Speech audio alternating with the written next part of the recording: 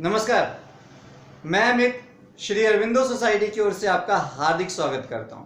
आज हम शिक्षा में शून्य निवेश नवाचार यानी ZIIEI कार्यक्रम के द्वारा संकलित किए गए एक रोचक नवाचार प्रश्न बैंक अर्थात क्वेश्चन बैंक लेकर आए हैं। इसके लिए हमने उत्तर प्रदेश बोर्ड के कक्षा 3 के पाठ क्रमांक 6 सबसे पहले लिया है। यह पाठ सबसे पहले में दिशा के बारे में, समय के बारे में, संज्ञा, क्रिया, तुकांत शब्द, वाक्य विन्यास आदि के बारे में बतलाया गया है। आइए देखते हैं हम किस प्रकार इस नवाचार प्रश्न बैंक का उपयोग यह पाठ सबसे पहले समझने के लिए करते हैं।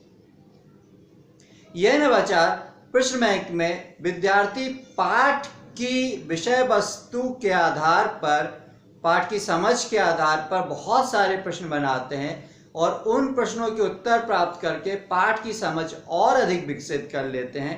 यही इस नवाचार की विशेषता और नवीनता कहलाती है। इस नवाचार के कारण न केवल विद्यार्थी पाठ की विषय वस्तु से रूबरू होते हैं, बल्कि बच्चों के सर्वांगीण विकास के लिए, बच्चों के होलिस्टिक डेवलपमेंट के लिए जो भी गुणों की आवश्यकता होती है, जैसे शिष्टाचार, अनुशासन, संप्रेषण कला, धैर्य, तार्किक शक्ति, कल्पना शक्ति, शब्दावली, तुकांत शब्द आदि भी विद्यार्थियों में धीरे धीरे इन गुणों का विकास होने लगता है।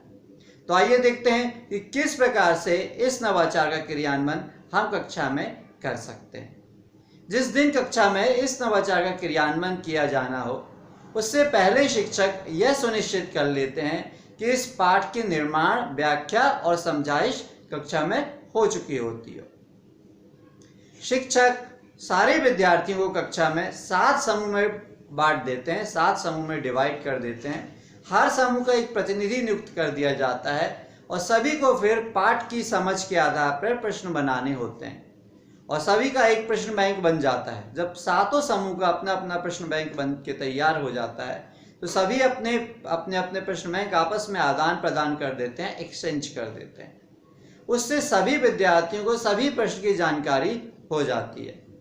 फिर अंत में एक शिक्षक के द्वारा एक मुख्य प्रश्न बैंक बनाया जाता है जिसमें सारे प्रश्न बैंक के प्रश्न समाहित होते हैं। बस ध्यान इस बात का रखा जाता है कि किसी भी प्रश्न की पुनरावृत्ति ना हुई हो।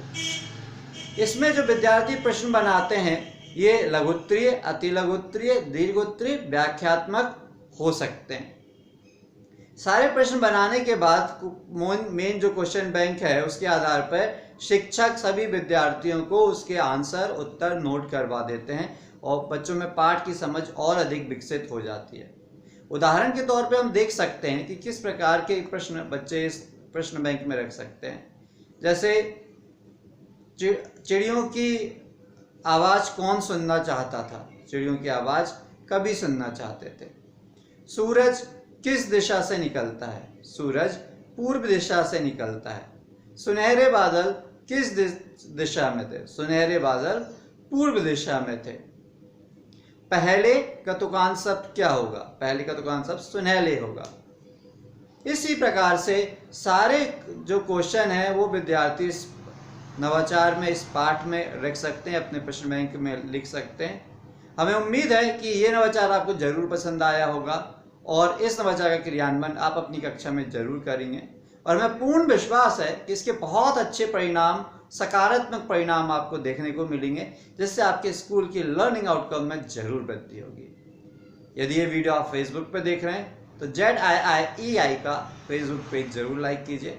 यदि आपने अभी तक ZIIEI का यूट्यूब चैनल सब्सक्राइब नहीं किया है तो आप उसको सब्सक्राइब कर लीजिए।